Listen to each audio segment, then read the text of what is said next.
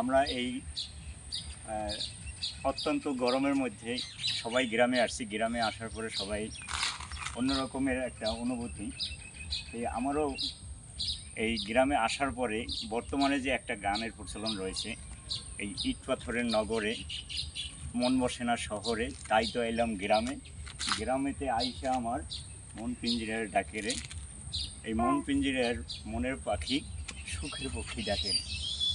আর আজকে এমন একটি সুখের পক্ষীর কথা বলবো যে পাখিটি আপনারা হয়তো বা আগে দেখছেন, শুনছেন এবং আপনারা কবিতা পড়েছেন রজনীকান্ত সেনের স্বাধীনতার সুখ। এই পাখিটি এখন সচরাচর দেখা যায় না, তাই আজকে এই পাখিটি বাসা দেখে আমার আপনাদের সাথে শেয়ার করার জন্য আমার মনের যে অনুভূতিটা সেটা আপনাদের কাছে শেয়ার করব। এখানে আজকে যে বাবুই পাখি বাসা বাঁধছে, সেই বাসাটা কিভাবে তৈরি করতেছে আমরা সেইটা আপনাদের একটু দেখাচ্ছি। এবং বর্তমান সময় গ্রামে বা শহরে কোথাও এই বাবুই পাখিটা দেখা যায় না সচরাচর। আজকে এই বাবুই পাখিটি দেখার পর আমার অনেক ভালো লেগেছে এবং আপনাদেরও আশা করি ভালো লাগবে। এই বাবুই পাখি কীভাবে বাসা তৈরি করতেছে এবং তাদের যে একটা কিচিমিচি রস, এখানে অনেক লোকেই ঘুরতে আসছে এবং এই গ্রামেতে আসার পরে এই বাবুই পাখি দেখার জন্য অনেকেই ভিড় করছে এবং তাদেরও মধ্যে একটা কৌতূহল সৃষ্টি হয়েছে যে বাবুই পাখি এত সুন্দর কীভাবে বাসাগুলো তৈরি করে। এটা হয়তোবা ভবিষ্যতে নতুন প্রজন্ম যারা, তারা এই বাবুই পাখি হয়তোবা ভুলেই যাবে। এই বাবুই পাখিকে আপনার দেখতে হলে এরকমের গ্রামে আগে সচরাচর প্রত্যেক তাল গাছেই থাকতো, কিন্তু এখন তাল গাছও নেই। তাল গাছগুলোকে প্রায় দেখা যায় না, দুই একটা মাঝে মাঝে তাল গাছ হচ্ছে, সেই দু একটা তাল গাছে এরকমের বাসা তৈরি করতে দেখা যাচ্ছে।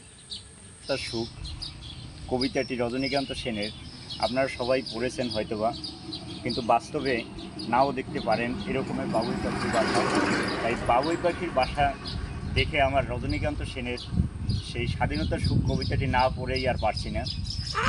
কবিতাটি ছিল এরকমের: বাবুই পাখিরে ডাকি বলি শ্রী চড়াই, কুড়ে ঘরে থেকে করো শিল্পের বড়াই, আমি থেকে মহাসুখে অট্টালিকার পরে, তুমি কত কষ্ট পাও রোদ বৃষ্টি ঝরে।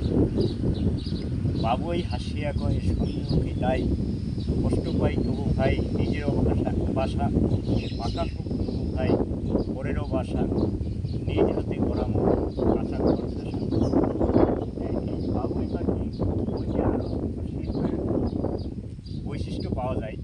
এই ধরনের যে বাসাটি তৈরি করেছে, এমন কোনো বাসা এখন পর্যন্ত কারিগর এরকমের সৃষ্টি করতে দেখা যায় না।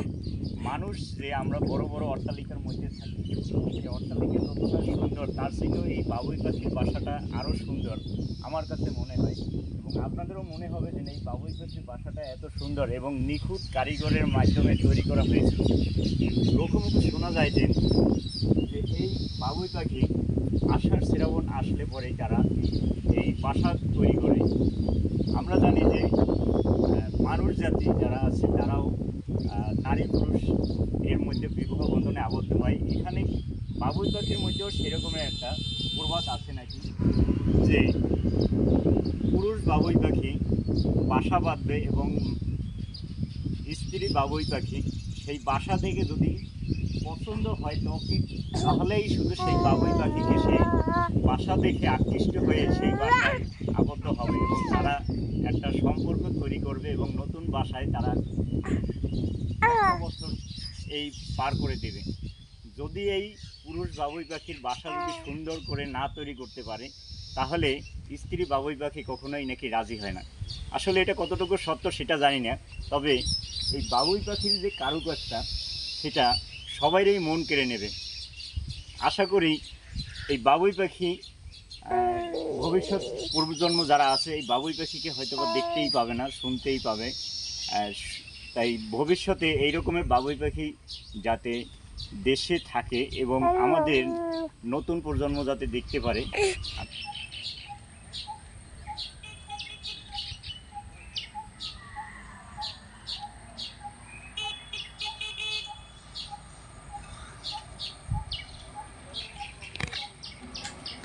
এতে স্ট্যান্ড নিয়েও লাগবে।